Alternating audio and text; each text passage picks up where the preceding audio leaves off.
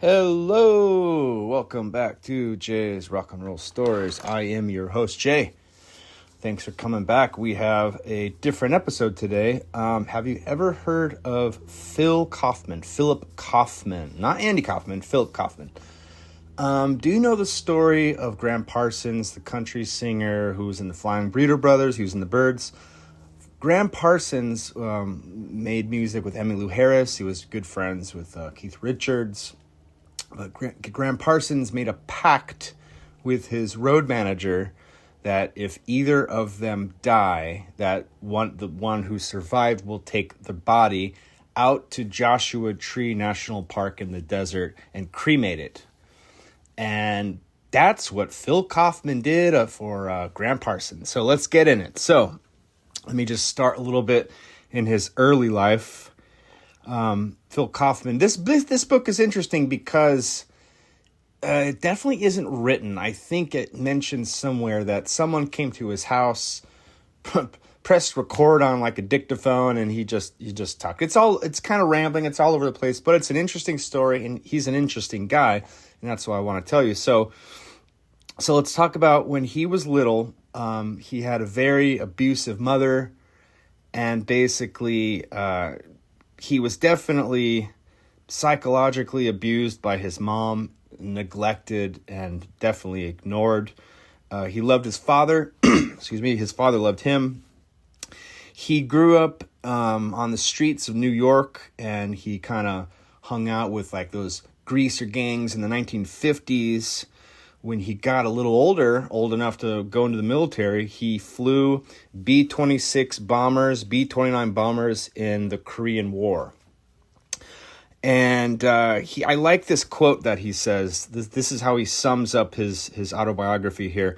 He says, "In a way, this book is an homage to an era past, a life lived in it, and my continued survival in and out of it. Be forewarned that there is material in these pages that some readers may find offensive, but it is, after all, a truthful tale. It all happened. We all did it."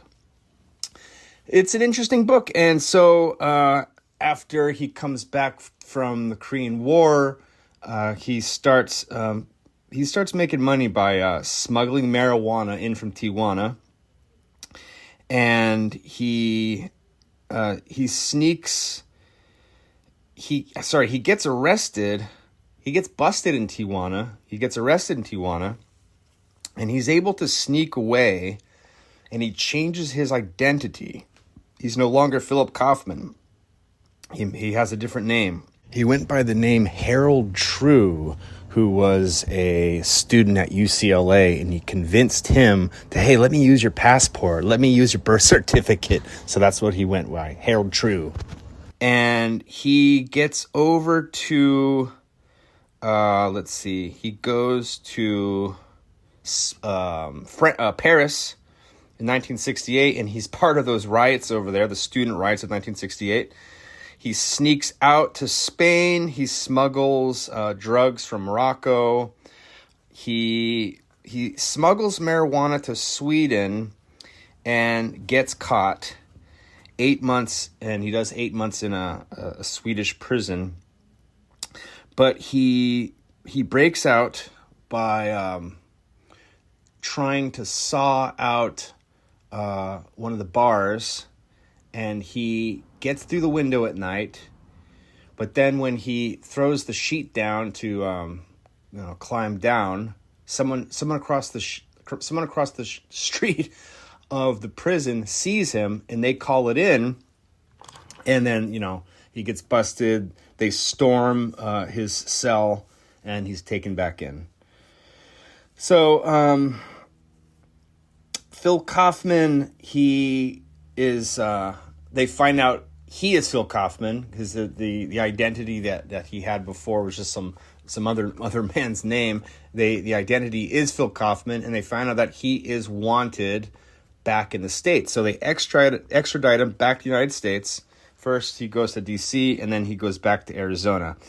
This is 1969, and an attorney in the jail convinced him that if he just acts crazy, he could be observed and then get out in a few months.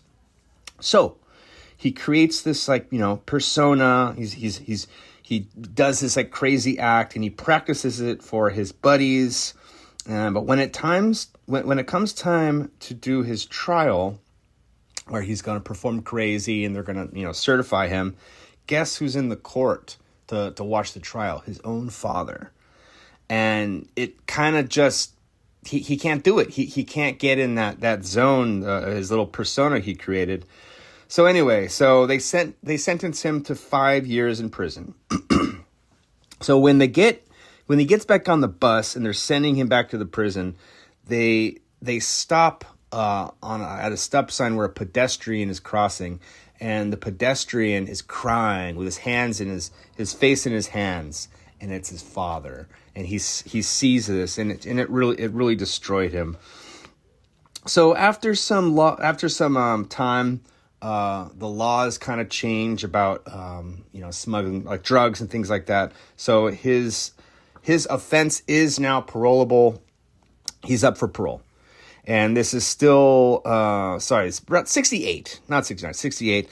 And he says to the parole board, I'm sorry, I won't smuggle pot ever again. And he's paroled. They let him out. Oh, but while he was in prison, he became friends with Charles Manson. And Charles Manson, this is before, the gruesome murder. Charles Manson is a guitar player and a songwriter. And they become friends. And so when Philip Kaufman gets out of prison, knowing that Charles Manson was already out of prison, he went to go find his buddy. I got to find my buddy, Charles Manson.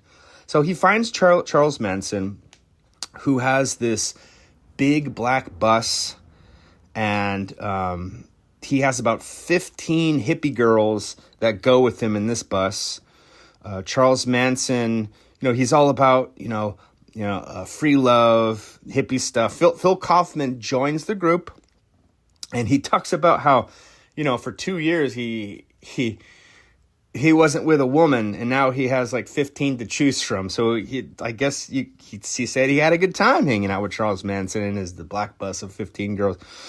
So they talk about how the black bus travels all over LA, and the girls were ordered to, dumpster dive, go into dumpsters and get food out of the trash cans. Also, one of the girls in the group is Angela Lansbury's daughter, Deidre. And Deidre was able to get a hold of some of Angela Lansbury's credit cards.